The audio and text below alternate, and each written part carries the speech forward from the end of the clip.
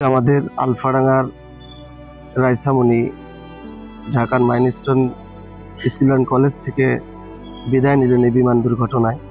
আলফাডাঙ্গাবাসী আজকে শোকাহত। তার বিদায় আত্মার মাগফিরাত কামনার জন্য আজকে অনেক লোক এখানে ছুটে এসেছে। রাইসামণিরা দুই বোন ছিলেন, সে দুই বোনের মধ্যে ছোট।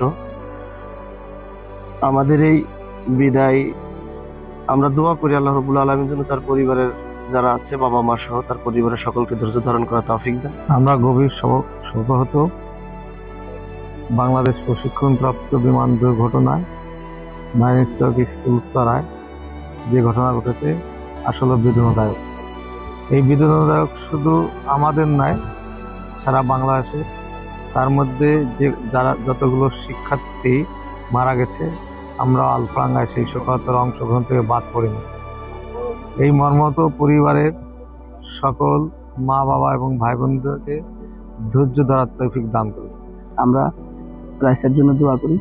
একই সাথে রাইসা পরিবারের পাশে উপজেলা প্রশাসন সবসময় থাকবে।